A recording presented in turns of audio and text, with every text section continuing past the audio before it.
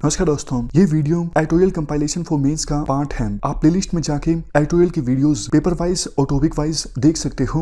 और अगर आप दिसंबर 2019 के बाद की वीडियोस को देखना चाहते हो तो वीडियो के नीचे मौजूद ज्वाइन बटन की सहायता से आप मेंबरशिप को ज्वाइन कर सकते हो। चलिए डिस्कशन स्टार्ट करते हैं। आप देखो, जीएस पेपर 3 के इस टॉपिक से और जीएस पेपर 2 के इस टॉपिक से आर्टिकल को रिलेट कर सकते हो। और ये आर्टिकल लिखा गया है हर्ष वी पंत के द्वारा। आपको याद होगा 2 दिन पहले हमने एक आर्टिकल डिस्कस किया था RCEP से संबंधित। हमने 14 पॉइंट्स डिस्कस किए थे जिसके बेस पर इंडिया ने ये निर्णय लिया कि RCEP को ज्वाइन नहीं करना चाहिए। प्रधानमंत्री मोदी ने अपनी स्टेटमेंट में कहा, वैसे देखो इंडिया ने काफ़ी मीनिंगफुल और कंस्ट्रक्टिव नेगोशिएशंस की हैं RCEP के एग्रीमेंट को ज्वाइन करने के लिए, लेकिन इंडिया के जो आउटस्टैंडिंग कंसर्न्स थे उनको एड्रेस नहीं किया गया है, इसलिए हम इस एग्रीमेंट को ज्वाइन नहीं कर रहे हैं। देखो, ये जो 14 पॉइंट्स थे जिसके आधार पर ये इंडिया ने ये निर्णय लिया कि हम RCEP को नहीं ज्वाइन करेंगे, इन 14 पॉइंट्स में चाइना फैक्टर मेन है। जैसे आप कुछ पॉइंट्स का एग्जांपल लीजिए। अभी देखो, चाइना के साथ हमारा जो ट्रेड डेफिसिट है वो है $53 बिलियन। और इंडिया को डर लगता था कि RCEP को करंट स्टेटस के हिसाब से अगर हम ज्वाइन करते हैं तो चाइना के साथ हमारा जो ट्रेड डेफिसिट है वो और भी ज़्यादा बढ़ जाएगा। अब दूसरे पॉइंट का एग्जांपल ले लीजिए। इंडिया ने मांग की थी कि देखो, डिफरेंट मेंबर कंट्रीज़ के लिए डिफरेंट टैरिफ हो सकते हैं। इंडिया का मेन कंसर्न ये था कि चाइना के लिए जो टैरिफ होगा वो टैरिफ फिलीपींस के लिए नहीं हो सकता, क्योंकि चाइना एक बहुत बड़ी इकोनॉमी है। चाइना में मैन्युफैक्चरिंग सेक्टर काफ़ी ज़्यादा स्ट्रॉन्ग है। लेकिन मेंबर कंट्रीज़ ने इस मांग को नहीं स्वीकारा। मेंबर कंट्रीज़ ने कहा सभी कंट्रीज़ के लिए सेम टैरिफ होना चाहिए। आप एक और पॉइंट का एग्जांपल ले लीजिए। देखो, चाइना अपनी मार्केट ओपन करने के लिए तैयार नहीं है। हमने डिस्कस किया था कैसे छोटे छोटे इश्यूज को लेके, जैसे फाइटोसैनिटरी इशू, चाइना इंडिया से इंपोर्ट होने वाले माल पर रोक लगा देता है। टैरिफ को तो कम कर देता है, लेकिन नॉन टैरिफ बैरियर्स क्रिएट कर देता है चाइना। इस वजह से इंडिया चाइना की मार्केट को आसानी से एक्सेस नहीं कर पाती। देखो, हमारा IT सेक्टर काफ़ी ज़्यादा स्ट्रॉन्ग है। हमारे जो IT पर्सनल है, IT कंपनीज हैं, डेवलप कंट्रीज में सर्विसेज प्रोवाइड करते हैं, लेकिन चाइना में हमारी IT कंपनीज काफ़ी कम काम कर पाती हैं। इसी वजह से, क्योंकि चाइना अपनी मार्केट को ओपन करता नहीं है। तो ये इंडिया का एक कंसर्न था। कहने का मतलब देखो ये है, ये जो 14 पॉइंट्स हैं जिसके आधार पर इंडिया ने फैसला लिया कि हम RCEP को नहीं ज्वाइन करेंगे, इन 14 पॉइंट्स में ज़्यादातर जो पॉइंट्स हैं वो चाइना फैक्टर की वजह से हैं, चाइना की वजह से हैं। अब क्वेश्चन ये उठता है कि इंडिया ने तो अब देखो RCEP को ज्वाइन करने से मना कर दिया है, तो बाकी देशों ने इस पर क्या रिएक्ट किया है। देखो, जब इंडिया RCEP में शामिल था तो RCEP ज़्यादा अट्रैक्टिव था, इसकी वेटेज ज़्यादा थी। लेकिन इंडिया के बाहर निकल जाने के बाद अब इसमें 15 देश हैं, तो RCEP शायद उतना अट्रैक्टिव नहीं है जितना पहले था, क्योंकि इंडिया देखो एक बहुत बड़ी मार्केट था बाकी देशों के लिए। बाकी देश सोच रहे थे कि अगर इंडिया ज्वाइन करता है तो हमें इंडिया की एक बहुत बड़ी मार्केट को एक्सेस करने का मौका मिलेगा। इसी वजह से अभी भी काफ़ी सारे देश ऐसे हैं जो उम्मीद कर रहे हैं कि हम इंडिया को कन्विंस करा लेंगे और 2020 में जब इस एग्रीमेंट को फाइनली ज्वाइन करने की बारी आएगी तब तक इंडिया भी राजी हो जाएगा और इंडिया फाइनली इस एग्रीमेंट को ज्वाइन कर लेगा। ऐसी कुछ देशों को अभी भी उम्मीद है। अब देखो, यहाँ पर ना एक बड़ी पिक्चर है। इंडिया RCEP को ज्वाइन करे या फिर ना करे, दोनों सिचुएशन में चाइना के लिए तो विन विन सिचुएशन थी। कैसे? देखो, इंडिया ने RCEP को ज्वाइन नहीं किया तो इंडो पैसिफिक रीजन में अब चाइना की डोमिनेंस का रास्ता और भी ज़्यादा खुल गया है, क्योंकि आपको पता है बाकी जो आसियान के मेंबर कंट्रीज हैं इनमें से कुछ देशों को यह लगता है कि चाइना को बैलेंस करने के लिए भी एक देश होना चाहिए। अकेले चाइना की डोमिनेंस यहां पर इस्टेब्लिश नहीं होनी चाहिए।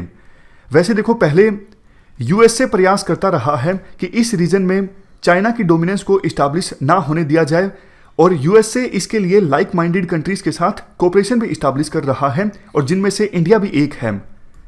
जैसे आप देख लीजिए, क्वाड ग्रुप का निर्माण हो जिसमें 4 देश हैं, इंडिया, ऑस्ट्रेलिया, US, जापान, या फिर USA की पिवट एशिया पॉलिसी हो।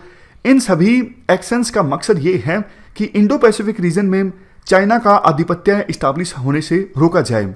लेकिन देखो दिक्कत ये है कि अभी के यूएसए के जो राष्ट्रपति हैं ट्रंप, वो चाइना की डोमिनेंस को रोकने के प्रति, चाइना के राइज को रोकने के प्रति, चाइना के सुपर पावर बनने से रोकने के प्रति उतने ज़्यादा सीरियस नहीं हैं जितने यूएसए के पहले के राष्ट्रपति हुआ करते थे, जैसे बैरक ओबामा या फिर जॉर्ज बुश। अभी फिलहाल यूएसए के जो राष्ट्रपति हैं ट्रंप बहुत ज़्यादा अनरिलायबल हैं, अपनी अप्रोच में इनकंसिस्टेंट हैं। तो जो साउथ ईस्ट एशियन कंट्रीज़ हैं, जैसे आसियान के मेंबर कंट्रीज़, इनको डर लगता है कि ट्रंप पे विश्वास नहीं किया जा सकता चाइना को काउंटर करने के लिए। तो उनको लगने लगा था कि शायद इंडिया एक बैलेंसर का काम कर सकता है चाइना के अगेंस्ट इस रीजन में। इसलिए आसियान के कई मेंबर कंट्रीज के रिश्ते इंडिया के साथ बहुत अच्छे भी हुए हैं, क्योंकि उनको लगता है यूएसए तो अब ज़्यादा सीरियस है नहीं, और इंडिया जब तक इस रीजन में ज़्यादा एक्टिव रहेगा तो चाइना का एक छत्र राज यहाँ पर नहीं इस्टाब्लिश होगा, चाइना की पूरी तरह से डोमिनेंस इस रीजन में नहीं इस्टाब्लिश होगी। तो मतलब इंडिया को एक उम्मीद से देख रहे थे आसियान के मेंबर कंट्रीज, और इंडिया ने भी उन्हीं उम्मीदों पर काम करते हुए एक्ट ईस्ट पॉलिसी लॉन्च की और काफ़ी एक्टिव रोल प्ले करना स्टार्ट किया इस रीजन में। लेकिन देखो अब आप ध्यान से सुनिएगा, RCEP को ना ज्वाइन करने का जो निर्णय है, इससे साउथ ईस्ट एशियन के वो मेंबर कंट्रीज जो चाइना को बैलेंस करना चाहते थे उनको भी काफ़ी धक्का लगा है। उनको अब ये लगने लगा है कि शायद इंडिया भी एक अच्छा ऑप्शन नहीं है चाइना को बैलेंस करने के लिए।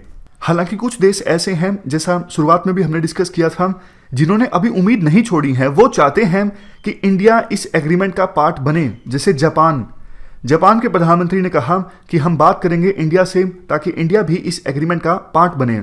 और आसियान के जो ज़्यादातर मेंबर कंट्रीज हैं वो भी यही चाहते हैं कि इंडिया इस एग्रीमेंट का पार्ट बने। अच्छा, एक बात, चाइना के लिए विन विन सिचुएशन कैसे है, इंडिया ज्वाइन करे या फिर ना करे इस एग्रीमेंट को। चाइना के लिए देखो विन विन सिचुएशन ये है, इंडिया ने ज्वाइन नहीं किया तो चाइना के लिए रास्ता साफ हो गया कि चाइना की डोमिनेंस को कोई नहीं रोकेगा, इंडिया भी नहीं है बैलेंस करने के लिए। अगर इंडिया इस एग्रीमेंट को ज्वाइन करता तो भी चाइना को ही फायदा होता। कैसे? क्योंकि देखो इंडिया के रूप में चाइना को एक बहुत अच्छी मार्केट की एक्सेस मिलती, चाइना अपने माल को और ज़्यादा एक्सपोर्ट कर पाता। तो चाइना के लिए विन विन सिचुएशन थी। आखिरकार इंडिया ने निर्णय लिया कि हम इस एग्रीमेंट को नहीं ज्वाइन करेंगे। अब क्वेश्चन ये उठता है कि इंडिया के पास ऑप्शन क्या है। देखो इंडिया इस ग्लोबलाइजेशन के ईरा में आइसोलेट होकर नहीं रह सकता। मतलब इंडिया पहले की तरह यूं नहीं सोच सकता कि हम दूसरे देशों के साथ ट्रेड ना भी करेंगे तो हमारा काम चल जाएगा। आज के ग्लोबलाइजेशन के ईरा में ऐसा पॉसिबल नहीं है। तो हमारे कुछ एक्सपर्ट्स से बोलना है कि हम अब बायलैटरल लेवल पे ट्रेड पैक्ट्स साइन करने की दिशा में आगे बढ़ेंगे। जैसे ऑस्ट्रेलिया के साथ अलग से फ्री ट्रेड एग्रीमेंट, न्यूजीलैंड के साथ अलग से, इस प्रकार से बायलैटरल लेवल पे फ्री ट्रेड एग्रीमेंट से संबंधित पैक्ट्स साइन करने की दिशा में इंडिया आगे बढ़ेगा। लेकिन देखो इंडिया के जो कुछ कंसर्न्स हैं वो फिर भी एड्रेस नहीं होंगे अगर इंडिया बायलैटरल लेवल पे फ्री ट्रेड एग्रीमेंट साइन करेगा। इसके लिए इंडिया को रिफॉर्म तो लाने ही होंगे डोमेस्टिक लेवल पर। इंडिया को अपनी इंडस्ट्रीज को कॉम्पिटिटिव बनाना होगा, और डेयरी इंडस्ट्री हो या फिर टेक्सटाइल इंडस्ट्री हो, इनको मॉडर्नाइज करना होगा ताकि फ्यूचर में हमें डर ना रहे। देखो एडवांस कंट्रीज में फॉर एग्जांपल न्यूजीलैंड, ऑस्ट्रेलिया, यहाँ पर टेक्नोलॉजी काफ़ी ज़्यादा एडवांस आ चुकी है। ये एक मेजर रीज़न है जिसकी वजह से उनका डेयरी सेक्टर काफ़ी ज़्यादा स्ट्रॉन्ग है। तो हमारे डेयरी सेक्टर को मुकाबला करना है न्यूजीलैंड के डेयरी सेक्टर से, तो हमें टेक्नोलॉजी पर काफ़ी ज़्यादा फोकस करना होगा। इसके अलावा ये तो सिर्फ एक एग्जाम्पल है। कहने का मतलब ये है डोमेस्टिक लेवल पे हमें काफ़ी सारे रिफॉर्म्स लाने होंगे, हमें इंफ्रास्ट्रक्चर क्रिएट करना होगा ताकि हमारी इंडस्ट्रीज़, हमारी कंपनीज कॉम्पिटिटिव रहें दूसरे देशों की कंपनीज के मुकाबले में। और हम जब भी किसी देश से फ्री ट्रेड एग्रीमेंट करें, हम घबराएं नहीं कि डोमेस्टिकली हमारी इंडस्ट्रीज को नुकसान होगा, हमारा जो इंपोर्ट है वो काफ़ी ज़्यादा बढ़ जाएगा। देखो ये तभी पॉसिबल होगा जब हम डोमेस्टिक लेवल पे रिफॉर्म्स लाने पर फोकस करेंगे। इस डिस्कशन में फिलहाल इतना ही है। Thank you very much for discussion.